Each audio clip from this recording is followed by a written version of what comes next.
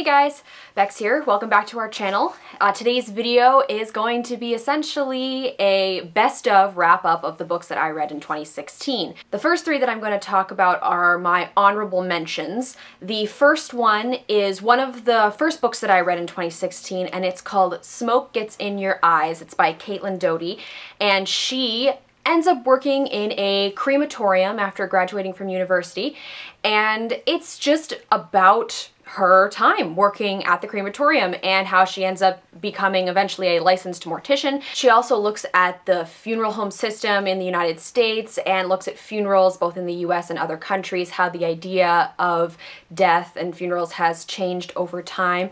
It's a very informative nonfiction book, and it's really quite interesting. It's certainly not an area that I knew much about beforehand, and I feel much more informed now that I've read the book, and I have opinions on sort of what I would like to happen to myself when I eventually die. It is that influential. You can learn enough that it will give you an idea of like, what do I want to happen to my body when I die?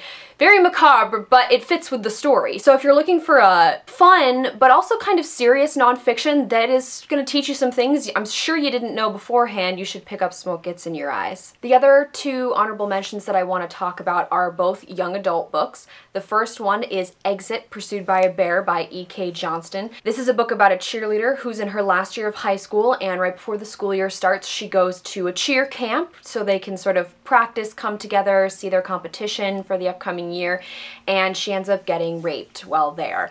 And the book is about her experience after that. How does she deal with it? How do her friends and her family deal with it? Certainly a trigger warning for this one because it does deal with some very heavy topics, but I thought it was very well done. I was impressed. I didn't quite know what to expect going into it in terms of how it would handle everything, but I was really impressed, and that's why it ended up on my honorable mentions list. The other book that I want to mention is Salt to the Sea by Ruta Sepetys. Ruta is an author that I respect a lot. She writes very good historical YA. This book is about 4 different young people in 1945 in Germany. They are on the run from the Soviets as their army is closing in on Germany, and each of these 4 young people is from a different background, has a completely different story, but they all end up together in this situation. It takes place and surrounds the story of the Wilhelm Gustloff, which is the largest maritime disaster ever to happen in the entire history of the world. Something I knew nothing about beforehand, so I felt a little dumb that I had never heard about this, but at the same time, it's one of those books that I'm so glad I read, even though I had no idea, because I learned a lot about the Wilhelm Gustloff, and it was also about characters that I cared for and characters that, you know, maybe I hated at some points, but also rooted for and wanted everything to work out for, and it's a very beautiful, haunting story. So those are my honorable mentions. Now on to the actual top 5 list. This is actually in relative order as well. My number 1 book is definitely my number 1 book, and it kind of goes from there, but we're going to start at number 5 and work our way up. Number 5 is When Breath Becomes Air by Paul Kalanithi. This one has definitely been making its rounds on BookTube, and it is written by Paul after he finds out he's been diagnosed with stage 4 lung cancer. He's only 36 at the time. He is a neurosurgeon, and he is a very smart person. He has an MA related to English, and then he ended up going to medical school in the end. So he has taken the skill of his and he has put it to very good use. It's not a very long book, but man, is it intense. It's not a surprise, but Paul did die before this book was completely finished, so there is both a foreword and an afterword by people that knew him, and I think that really adds to the story. His wife writes the final chapter, and I cried. I don't cry reading books. I think this is the second, maybe the third book I have ever cried reading, and I didn't even rate it 5 stars. I rated it 4 stars because it is a little too philosophical for me at points, but it really stuck with me, and it's a book that I want to recommend to people, so that's why it ended up being on this top list. Number 4 is No Way Down by Graham Bally. This is one of the few books that I still have here at my apartment. This is another nonfiction book about August 1st, 2008 and the disaster on K2. K2 is the second highest mountain in the world. and it is notoriously dangerous to climb, more so than Everest. And this is just one particular disaster that happened semi-recently. Graham Bally was not there at the time. He was a journalist that many of the people that were there sort of asked him to write their story, and he wanted to write their story, and they sort of gave him permission, so he conducted a lot of interviews, a lot of research to put together a sort of play-by-play of what happened and what happened to these people.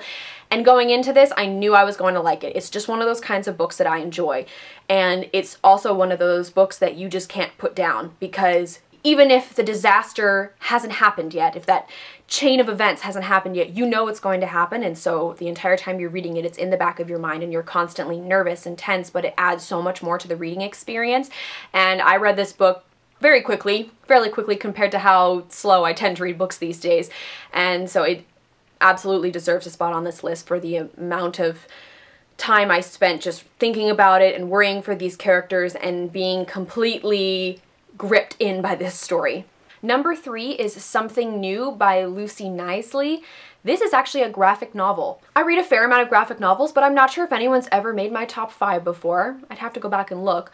But this one, I think I just happened to read it at exactly the right time. This is autobiographical in the sense that it is about Lucy and one particular point in her life. It talks about meeting her now husband and all of the events that led up to their wedding and putting on this wedding. And I think because I was a maid of honor for one of my friends who got married this summer, I was reading it about a month, 2 months before the wedding took place, and so many of the things in this book I could relate to. I was actually taking photos of some of the drawings that Lucy had in the book and texting them to my friend and saying, oh my goodness, like, this is exactly what we're experiencing right now. And so I think I read it at exactly the right time.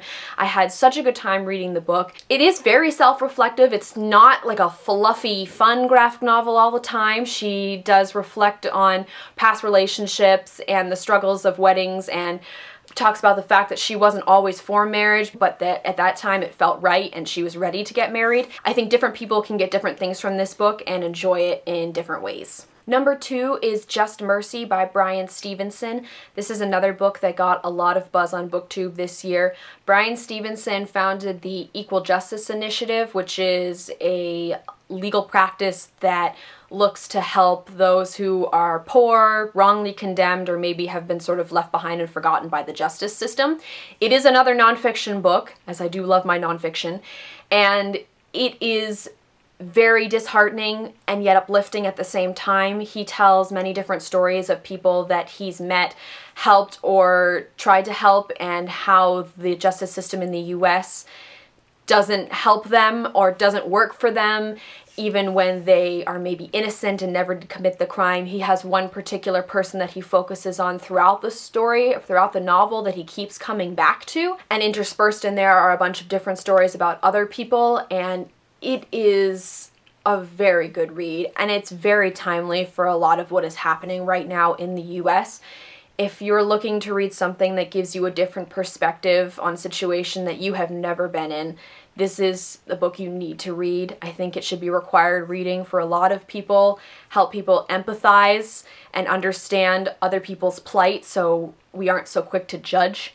I'm very glad I read it. It was well worth my time, and if you are debating reading this book, please pick it up and read it. And finally, my favorite book that I read in 2016 was Room by Emma Donoghue. I'm definitely late to the party on this one. I had debated reading it previously back when it was a little bit more popular, but upon reading the first few pages, it was very hard for me to get through them because it is written from the perspective of a 5-year-old, so the writing is like how a 5-year-old would think and speak, and I often have difficulty reading books like that, but because the movie was coming out and it had been nominated for an Academy Award, I finally said, okay, this is it, I'm gonna do it. And I'm so glad I did it. After I was able to push through the first little bit and get used to the writing style, this book, oh man, I was hooked. I was sitting at friends' houses trying to read this book, telling them to leave me alone, I just want to read the next few pages to figure out what's going to happen. It is about a mom and her son, and the mom was abducted when she was younger, and she has spent the last number of years living in this room, and her son has been born and lives only in this room, and he knows nothing else outside of Room. I think the reason this is my top read of the year is that I pushed myself to read this after putting it off for so long, and I was rewarded for it, and I loved the reading experience that I had with it. I cared so much about these characters. It was heartbreaking, it was moving. I felt happiness, I felt sadness, I felt all of the emotions, and it was such a roller coaster ride. And I never would have been able to experience that if I hadn't pushed myself to get used to reading that different writing style. So it just goes to show that sometimes a book may be a little bit difficult to read, but if you can push yourself and you can be rewarded for it, absolutely. So those are my favorite books that I read in 2016.